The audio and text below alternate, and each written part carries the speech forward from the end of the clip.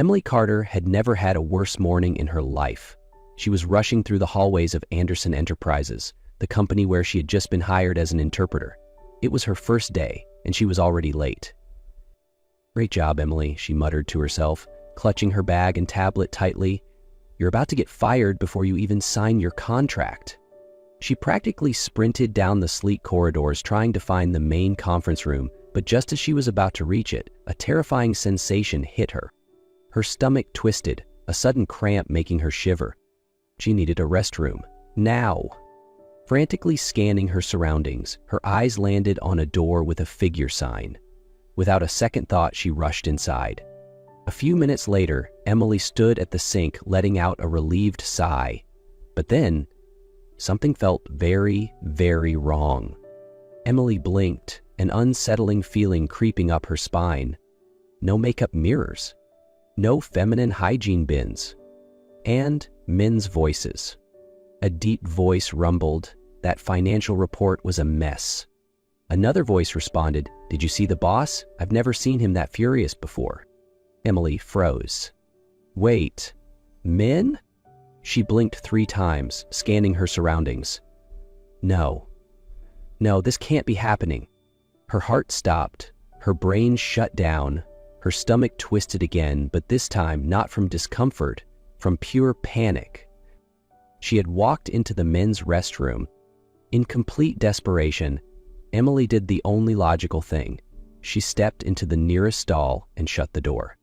Okay, Emily, don't panic. They'll leave and then you can slip out unnoticed. No one will ever know.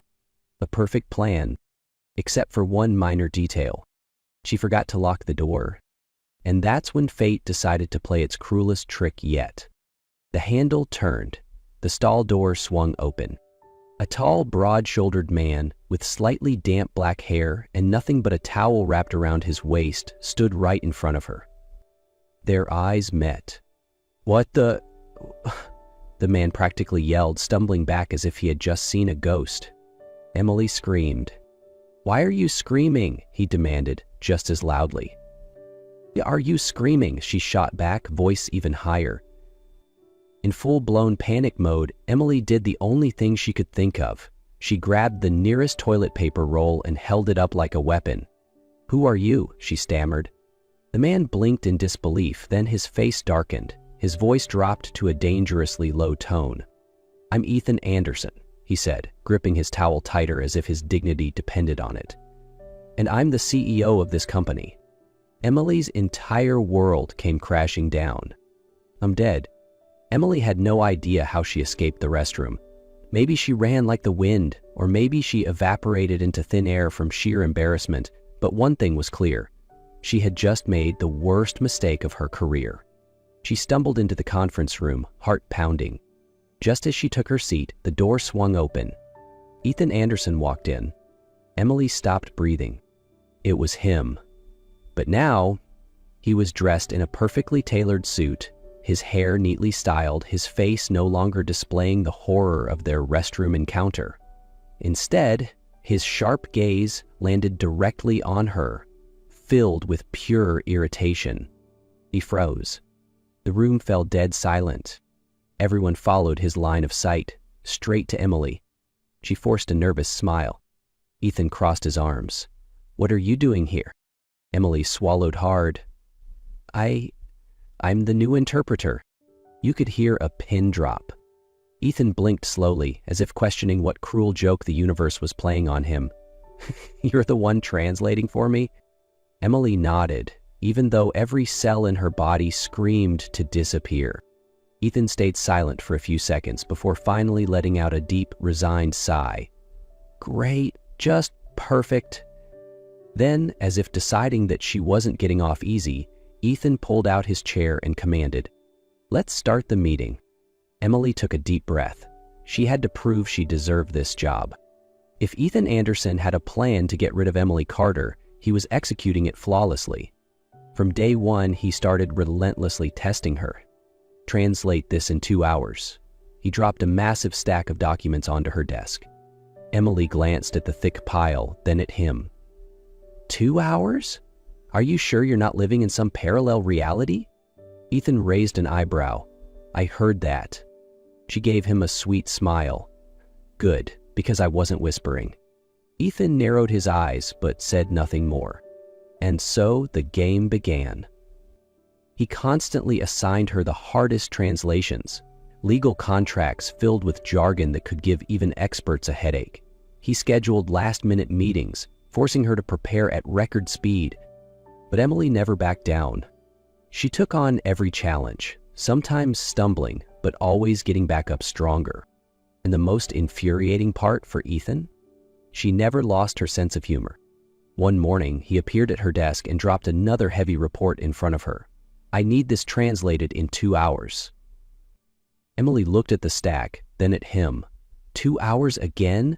I'm starting to think you have a personal vendetta against the concept of time. Ethan crossed his arms. Is there a problem? She sighed, picking up the document. No, I was just wondering if you follow some kind of religion that forbids giving people reasonable deadlines. Ethan arched an eyebrow, but didn't argue. 2 hours later, she finished on time. Ethan opened the file, scanning the pages carefully. After a long pause, he closed it and said, It's acceptable. Emily blinked. Acceptable means perfect, right? But in Ethan Anderson's language? He ignored her, but Emily knew she was winning, little by little. Emily started noticing something strange. Ethan wasn't always an emotionless ice king. There were moments, tiny cracks in his armor, where something more human slipped through. At a corporate event, Emily was assigned to assist Ethan with translations during conversations with foreign investors. The party was held in a luxurious hotel, dazzling lights illuminating the room, laughter and chatter filling the air. But as she stood near the bar, she noticed Ethan looked different. He wasn't his usual composed self. Instead, his face was pale, his jaw clenched. A waiter approached, offering him a glass of champagne. Ethan stepped back immediately, as if the drink had burned him. Emily frowned. Why did he react like that? She quietly followed as Ethan stepped out onto the balcony. He stood there, gripping the railing tightly, taking deep, controlled breaths. Are you okay? She asked softly. Ethan didn't turn around. It's none of your business. Emily crossed her arms and leaned against the railing beside him. You don't look okay. He sighed. After a long silence, he finally said, I hate champagne. She raised an eyebrow. It's just a drink. Any particular reason? At last, Ethan turned his head toward her. His eyes were no longer cold but filled with something deeper, pain. Because every time I've held a glass of champagne in my hand, it was on one of the worst days of my life. Emily thought that after that night, she and Ethan would be a little closer. But no. Ethan went right back to his cold, distant self. And to make things worse, they had to travel together for a business trip. It was an important international conference, and Ethan needed her to assist with translations. The long flight left her exhausted, but Ethan was glued to his laptop, working the entire time. At the hotel, just as Emily grabbed her room key, Ethan spoke without looking at her. Dinner at 8. Don't be late. She frowned. Dinner? With the investors. Wear something professional. Emily crossed her arms. Are you implying that I don't know how to dress? Ethan gave her a bored glance. I'm saying you can't just show up in whatever you want. You need to present a professional image. She muttered under her breath, Thanks for the fashion advice, guru. Dinner went smoothly, but the moment they stepped into the elevator to head to their rooms, it suddenly jolted and stopped. Emily's heart leapt into her throat. What was that? Ethan pressed a few buttons. No response. He exhaled. Looks like we're stuck. A wave of panic surged through Emily. No, I hate enclosed spaces. Ethan crossed his arms, leaning against the wall. You've never been stuck in an elevator before? No, and I never wanted to. He shrugged. Consider it a new life experience. Emily glared at him. Fantastic, a near-death experience with my unbearable boss. Ethan sighed. You're overreacting. But just then, she lost her balance and stumbled forward, right into him. By instinct, Ethan caught her, the space between them disappearing. Emily looked up, meeting his gaze. For the first time, there was no coldness, no distance. The moment stretched one heartbeat too long. Then suddenly, the elevator started moving again, snapping them back to reality. Emily stepped back immediately, and Ethan cleared his throat, adjusting his suit. When the doors opened, they walked out without a word, but both knew something had changed. Emily couldn't stop thinking about that moment in the elevator. It had only lasted a few seconds, but something about it felt different. A shift she couldn't ignore, and it seemed like Ethan felt it too, because since that day, he had been acting strange. No more sharp glares, no more clipped responses, but he wasn't exactly friendly either, just different. Then, during a dinner with investors, things took an unexpected turn. One of the investors, Daniel Hayes, was paying far too much attention to Emily. "I bet you're very popular with men," Daniel remarked, his tone suggestive. Emily raised an eyebrow, trying to remain polite, but before she could respond, a low, sharp voice cut in. "She's with someone." Emily froze. Daniel smirked. "Oh? With who?" Ethan took a slow sip of his drink, his gaze dangerously unreadable. "With me." Emily snapped her head toward him. "What?" Daniel chuckled. "Is that so, Carter?" Emily had no idea what to say, but when she glanced at Ethan, his look silently warned her, "Don't deny it." She bit her lip, hesitated, then muttered, "That's right." Dinner ended, but as they returned to the hotel, the air between them was thick with tension. The moment the door to Ethan's suite closed, Emily turned to him. "What the hell was that?" she demanded, arms crossed. Ethan stared at her, eyes flickering between frustration, possessiveness, and something deeper. "I didn't like the way he looked at you," he said flatly. "So your solution was to claim me in front of everyone?" Ethan said nothing. The silence between them was electric, every breath charged with something neither of them wanted to name. Then, Ethan stepped forward, and before she could think, before she could stop it, his lips crashed against hers. She should push him away. She should tell him this was a mistake. But instead, she let go, surrendering to something that had been building between them for too long. Heavy breaths, desperate hands, heat igniting between them, no space, no control. Clothes fell to the floor, lost in the dim glow of the hotel suite. That night, they forgot everything else. The next morning, as sunlight filtered through the curtains, Emily opened her eyes to find Ethan already watching her. No distance, no coldness, just a man and a feeling neither of them could ignore. But that only made things more complicated. Emily woke up to sunlight filtering through the curtains, the warmth of last night still lingering on her skin. She turned and found Ethan watching her. No cold mask, no distant expression, just him, raw and unguarded. For a brief moment, her heart skipped a beat. But then reality crashed down. This was Ethan Anderson, her boss, the man who controlled everything. And the worst part? He didn't say a word.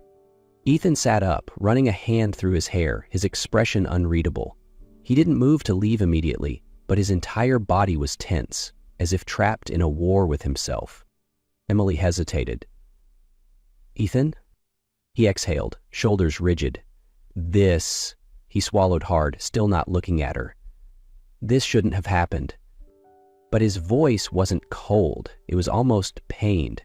Emily clenched the sheets tighter. "And why is that?" Ethan finally turned, his eyes dark with something unspoken. "Because if I let myself have you, I won't be able to let you go." Silence stretched between them. Emily's heart pounded. Emily froze. She had expected this. She had known Ethan would run, but hearing it out loud hurt more than she thought it would. "Oh?" She kept her voice even, though it was a struggle. "One night, and now you pretend it meant nothing?" Ethan drew in a slow breath, as if wrestling with himself. "Emily, I can't..." She let out a short, bitter laugh. "Can't what, Ethan? Can't let yourself feel something?" She sat up, pulling the sheets around her. "Or are you just too afraid?" His jaw clenched, his hands curled into fists, but he still wouldn't look at her. And that's when Emily realized he never would. Her throat tightened, but she refused to break. "Got it," she murmured. She got up, gathered her clothes. No tears, no pleading. As she reached for the door, she heard him whisper behind her, "I'm sorry." Emily stilled. A part of her wanted to turn around. To tell him sorry wasn't enough. But instead she walked away, leaving Ethan alone. Emily had hoped that, after that night, Ethan would change. She had expected a sign, an apology, or at least a real conversation. But all she got was absolute silence. The next day, when Emily walked into the office, Ethan didn't look at her once, not a word of greeting or inquiry. He simply carried on with his work as if the previous night had never happened. The pain inside Emily grew with every passing minute. She realized that Ethan was still running from his feelings, still too scared of what he felt for her. The situation reached its breaking point when Emily received a notification from HR stating that she had been asked to resign, and the resignation letter had already been signed by Ethan. She didn't need to ask why, because it was clear that Ethan had made the decision without consulting her. The betrayal and heartbreak hit Emily like a wave. She stood motionless in her office, staring at the resignation letter as a stark reminder that she had lost everything, not just her job, but maybe even her chance with Ethan. She couldn't understand why he would do this. Was it because he couldn't face his emotions? Or was it that he feared losing control over the situation? Emily felt as though the entire world had collapsed when she saw the resignation letter signed by Ethan. No explanation, just a cold decision. With a heart heavy with sorrow, she decided to leave the city. She couldn't stay in a place where all the memories of Ethan were so fresh. She had to close the door on this chapter and move on. Not because she didn't love him anymore, but because she couldn't keep loving someone who couldn't face their own feelings. She couldn't wait for a love from someone who refused to open up. And if Ethan couldn't change, then she had to change herself. She didn't know where her next destination would be, but she knew she had to leave to begin again. Ethan never thought he would lose Emily. When he signed her resignation papers, he had convinced himself that it was the right thing to do. He believed that ending things early would spare him the pain of losing her later. But the moment Emily walked out of his office for the last time, his world fell apart. That entire day, he couldn't focus. The office felt emptier than ever, disturbingly silent. No more sarcastic remarks from her, no more fiery glances whenever they argued. No more her. Ethan tried to tell himself that Emily would be fine, that she would find a new job, a new life, maybe even a new man, someone better than him. But that thought drove him insane. That night, unable to take it any longer, he picked up his phone. Her name was right there on his screen. His finger hovered over the call button, but he hesitated. He was afraid. What would he even say if she answered? Apologize? Beg her to come back? But then what? What if he pushed her away again? He couldn't risk hurting her again. So he didn't call. But the next morning, when Ethan arrived at work, something hit him like a punch to the gut. Emily wasn't just leaving the company, she was leaving the city. His chest tightened painfully. She was really going to disappear from his life forever? Without thinking, Ethan bolted out of the office. He called reception, security, anyone who could tell him where she was, and when he found out she was on her way to the airport, his entire world narrowed down to one single thought. He couldn't let her go. Emily. She froze just before the check-in counter. His voice rang through the terminal, cutting through the noise of the crowd. When she turned around, she saw Ethan, panting, tie loosened, his eyes filled with a raw, desperate pain she had never seen before. Her breath caught. "Ethan?" Her voice trembled.